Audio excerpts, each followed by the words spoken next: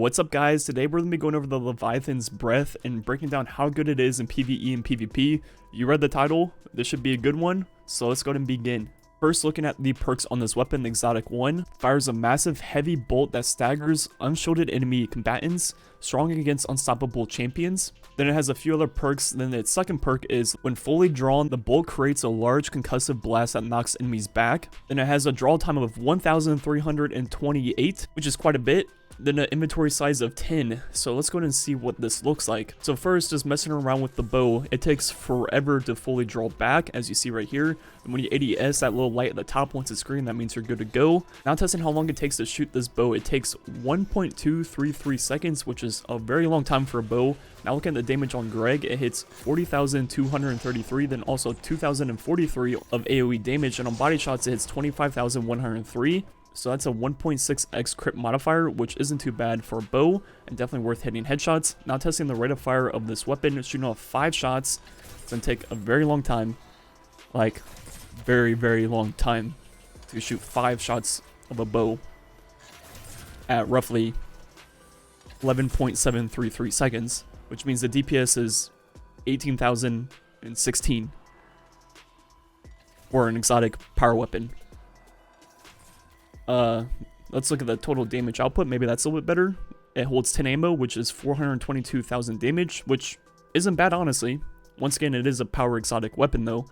If we put on 2 bow reserves, we now hold 12, so let's line up the total damage output to 507,000, which, once again, actually isn't too bad at all. Just for comparison purposes, let's compare it to a different exotic power weapon, such as Whisper of the Worm, which is one of the top tier ones.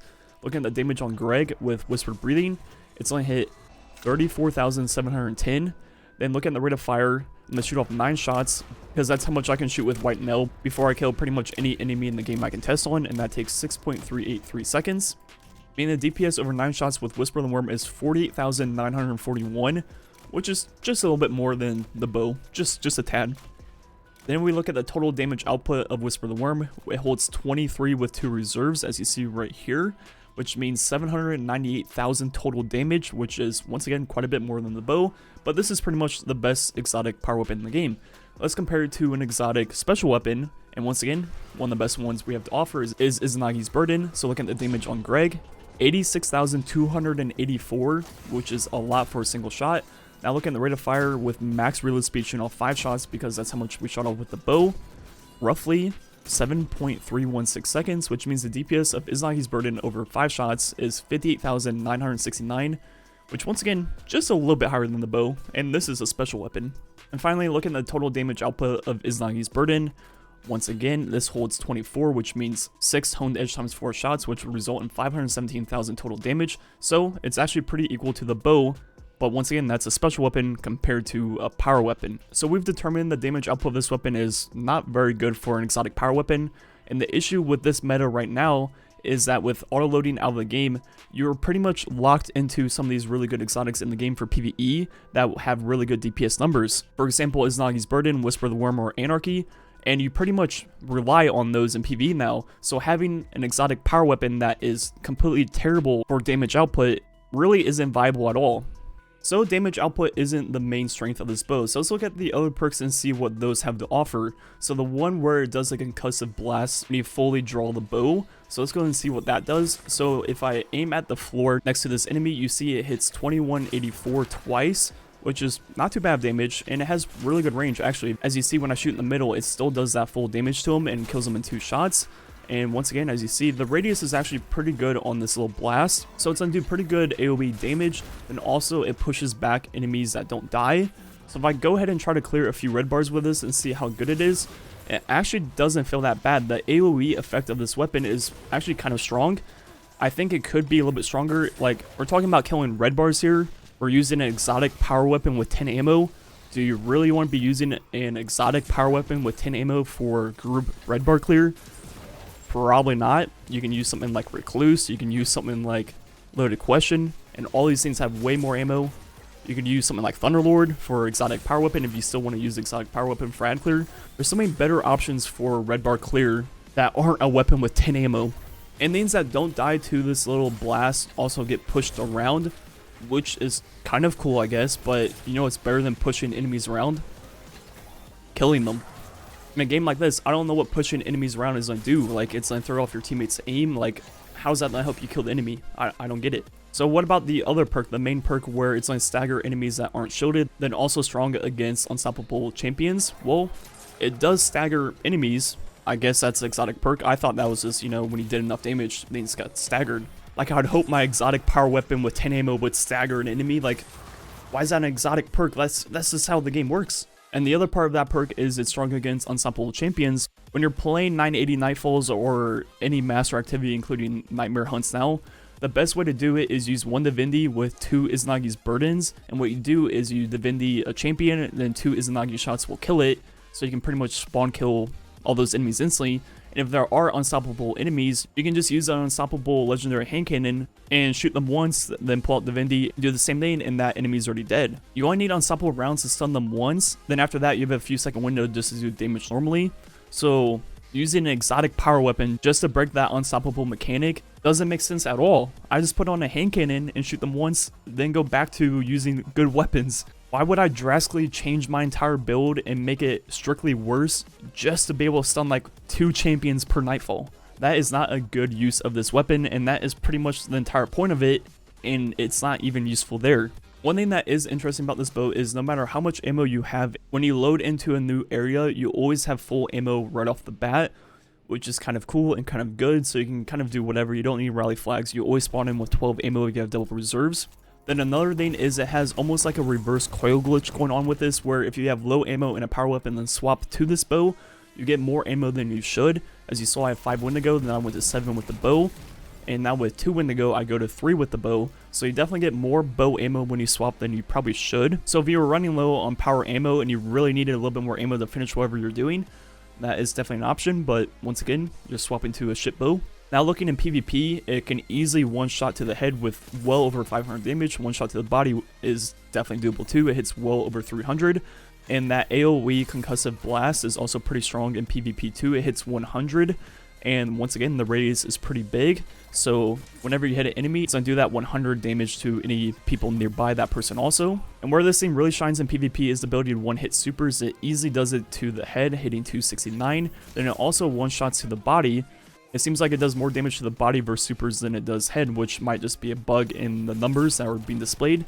But you can easily one-shot body shot all the supers in the game. And in regular PvP, you get 2 ammo. Then in Mayhem, I believe you get 4. So if you run into super, you probably get good use out of this. But in regular PvP with the 2 ammo, I'm not sure if that's quite worth it. If you can put on machine gun, you can get 4 or 5 kills with a machine gun pretty easily and things like that. And I want to make it very clear, the fact that it's good in PvP isn't indication that this is a good exotic. The reason it's good in PvP is the fact that it does so much damage per shot, which is just part of it being an exotic heavy bow in the first one they've ever made, and not actually the exotic perks. The exotic perks aren't what makes it good in PvP. It's just the fact that it's something we never had before, and the fact that it does so much damage per shot. If they brought out any heavy bow, it would probably do the same thing. That doesn't indicate that this is a good exotic. So now it's time for my overview of this weapon and my final analysis of this weapon. So here is my serious one. This weapon's damage output is not good enough. Its DPS is that of a primary, and its damage output is that of a special weapon. With how long the draw time is on this bow, it needs to be doing almost double the damage it's doing right now to be usable.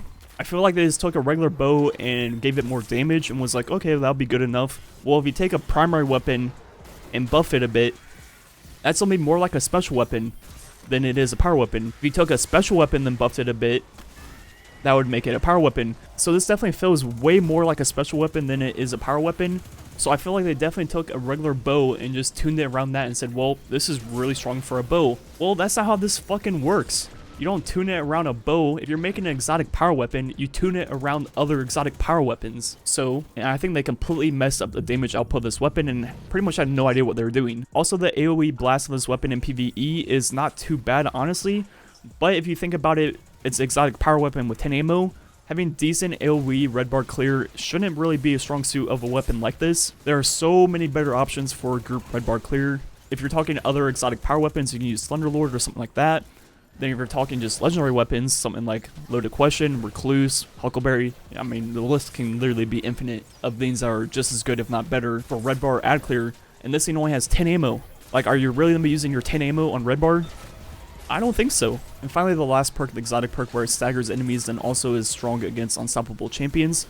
Well, one, I would hope my bow that takes 2 seconds to shoot would stagger an enemy. Like, imagine if Izanagi's Burden didn't stagger an enemy when he shot it. Well, of course, if you're doing that much damage, it's gonna stagger an enemy no matter what. So I don't know why that's an exotic perk. Like, it would have done that without that perk. Like, just the damage alone would be enough to stagger stuff. Then it being strong against unstoppable champions is pretty much a joke. I will never use this bow in this current state to just stun an unstoppable champion. I'm just going to use a hand cannon, stun it real quick, swap back to the Divinity, then my 2 teammates are going to finish it off with Izanagi's Burden. Maybe if the damage output was double that it is right now, like I was saying, then maybe it would actually be pretty good for 980 Nightfalls. You would run 2 of these bows in 1 Divinity and it would probably work pretty well, but once again, that damage just simply isn't there.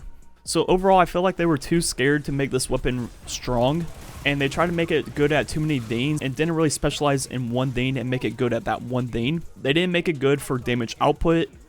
They didn't make it great for AoE ad clear. If they wanted to make it good for AoE ad clear, they would give it a lot more ammo.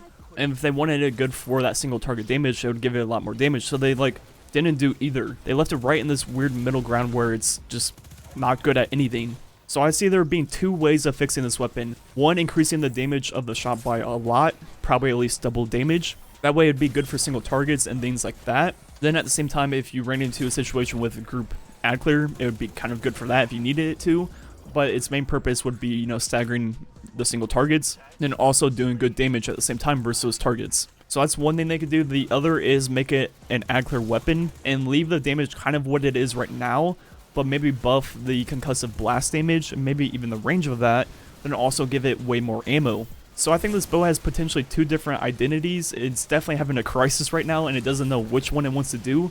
So I recommend to Bungie just going after one or the other. Don't leave it in the middle ground. Either make it a really good single target damage weapon or make it a good ad clear weapon. Don't leave it in this middle ground. Because right now, using this weapon pretty much is a detriment to your entire loadout. Like, you cannot afford using an exotic power weapon that has the DPS of a primary when there is no trade-off for that loss of damage. For example, really good ad clear, which this kind of has for, you know, the 5 seconds before you run out of ammo. Now for the meme review, because that's what this weapon is. If you're gonna make a meme weapon, at least do it right. Let me push my teammates around with the blast of this weapon. Why can I only push enemies around? Why can I only push enemies in PvP around? Why can't I shoot my teammate and send them flying? Like, I know in solo queue activities where you matchmake random people, that could lead to some pretty toxic behaviors, but you have a report button for griefing in the game for a reason. So if people did that, they could get reported. But if I'm messing around with my own friends, why can I not send him flying off the map when he's trying to shoot his Izanagi shot? Like, if you're gonna give me a weapon that's completely dog shit for single target damage, kind of good for ad clear, but only has 10 ammo, like, that is pretty much useless in the entire game in PvE. At least let me have fun with it. Anyways, I think that's all I gotta say about this weapon. Let me know what you think about it. Do you agree with what I've said about it kind of being in this middle ground where it's not really good at anything and it's trying to be something it's not? Anyways, yeah, thanks for watching. Catch you guys next time.